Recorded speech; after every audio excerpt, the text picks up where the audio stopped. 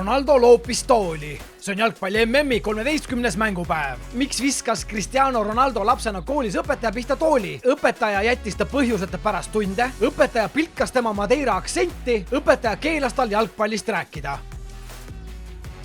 Õpetaja pilkas tema Madeira aktsenti. Cristiano Ronaldo kasvas üles Madeira saarel ning rääkis tugeva kohaliku aktsendiga. Ühe koolitunni ajal pilkas õpetaja tema kõneviisi, mis vihastas noort Ronaldot sedavõrd, et ta viskas õpetaja suunas tooli. Kelle plakateid hoidis Kylian Mbappe lapsena oma magamistoa seinal? Zinedine Zidane, Cristiano Ronaldo, Thierry Henry.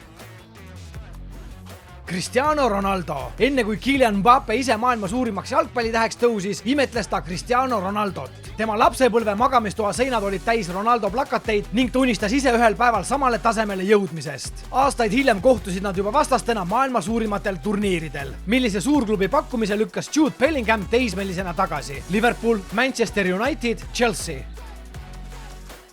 Manchester United. Kui Jude Bellingham oli alles teismeline, püüdis Manchester United teda enda ridadesse meelitada. Kohtumisele kaasati isegi legendaarne Sir Alex Ferguson. Ometi otsustas Bellingham valida Dortmundi Borussia, sest uskus, et seal avaneb tal parem võimalus kiiresti areneda ja regulaarselt mängida. Otsus osutus õigeks ning temast sai üks maailma hinnatumaid noormängijaid. Mitu õiget sina said?